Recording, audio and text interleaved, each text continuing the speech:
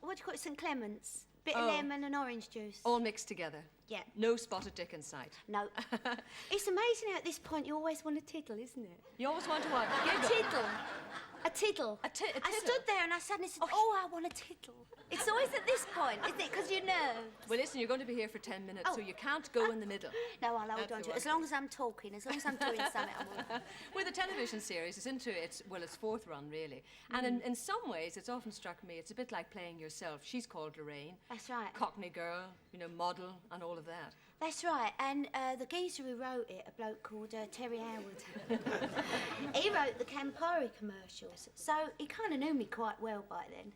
I don't know whether that was a good or a bad thing, but so he wrote it around me a bit. But it often makes it a bit more difficult because it is a little near home. Because maybe sometimes when the scripts come, because, you know, people maybe will take it as being very close to you. At times, if it's sounded really out of character, I've said to him, look, you know, I remember there was one bit particularly where he was supposed to be, what do you call it when somebody's going to be an MP and they go around going, vote Conservative? Oh, campaigning, yeah. That's right. He was supposed to be campaigning. And he hadn't been taking any notice of me.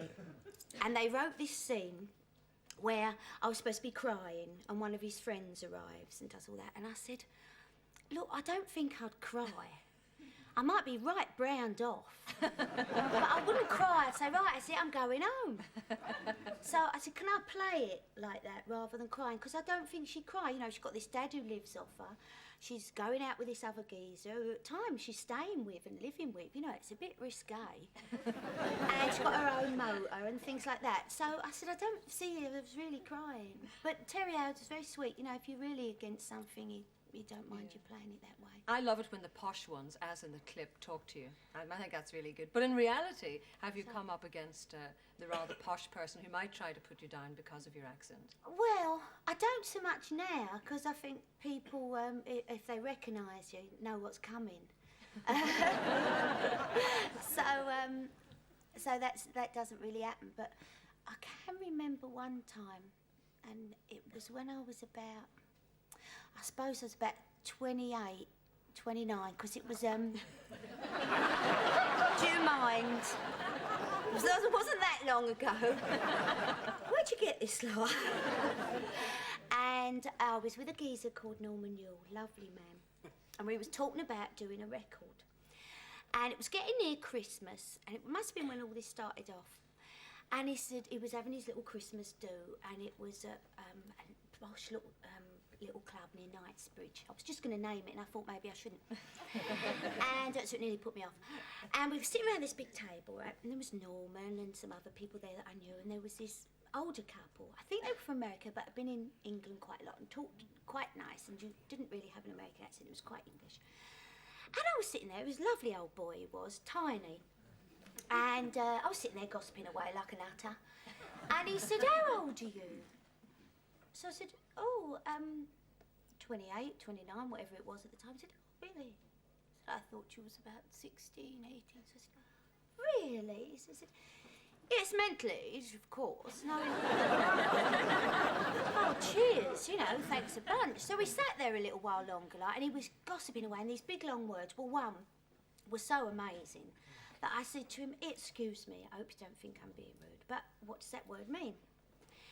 And he said, well, it means such and such. Somebody on the table said, no, not quite right. It actually means something else. I said, hold on, love, I'll consult my dictionary. So I poked down, took me ages working it out until somebody offered how to spell it. So off with that. So I looked it up, I said, oh, actually, love, he was right. So the conversation continues, and I suddenly thought, hang on. I said, sweetheart, look, if you know I've got that mental age, I said, surely you're well educated enough to know that when you're talking to somebody, you talk to whoever you're with in the way that you know they will understand. Otherwise, there's no point in talking. You might as well be talking Dutch.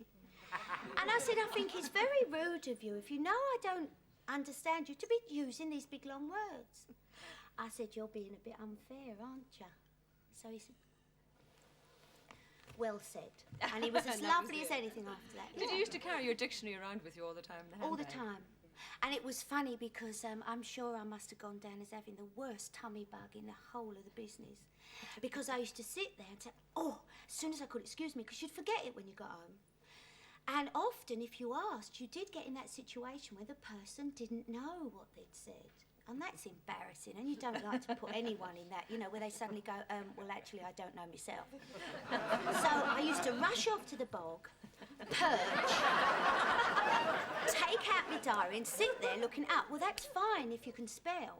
But if you can't, it takes a long time. And I must have gone down to that poor girl, and she's got a terrible stomach. I hope that's not why you wanted to tiddle before you came on. Oh, no, that's nerves, and too much of that, without the vodka. Actually, after the ads and everything, that obviously brought you into great recognition. I mean, it wasn't very long after that you went off to make a film with Charles Bronson. Now, that must have been quite a jump, quite a thing to make a film with him. Well, it was, because actually that happened before the great PC came along.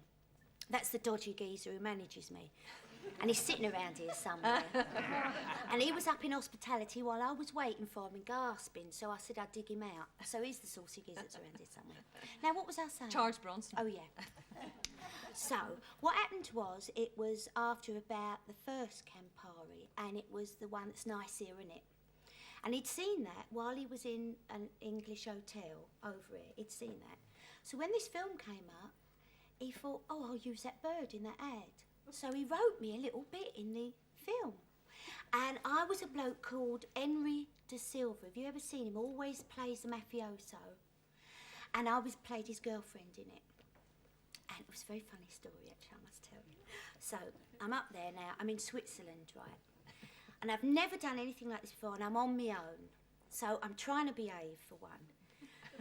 I try not to talk too much and bore everyone silly. So during the day, we had an English crew there. The Sparks were from England. They were right saucy, and they kept sort of embarrassing me and saying, oh, and during the day, they've been saying, oh, you're going to do a bedroom scene next. Oh, you wait and see. And I said, oh, I know. So sitting there in the bar, and the director came over and he said, Lorraine, I just wanted a little word with your American geezer. He said, we've had a little think about this, and when Henry De Silva gets the call to pop off Jew Island, we thought it'd be rather nice if he's in the bedroom. And have you got any lovely underwear, you know, a nice bra or pants? And I'm sitting there thinking, oh, God. I've heard of things like this. So I sat there for a minute and I said, can I be very honest with you?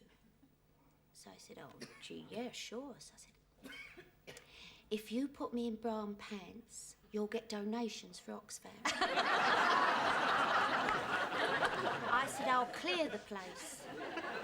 I said, but I tell you what, I've got these very sexy, and I got him onto the very shiny trousers, and I had I don't know, we cut down a belt and put it round the collar, you know, and I looked like a really bit of a whip-welding, vicious piece. But it worked quite well for the film, because then I said, he's supposed to be the hit man.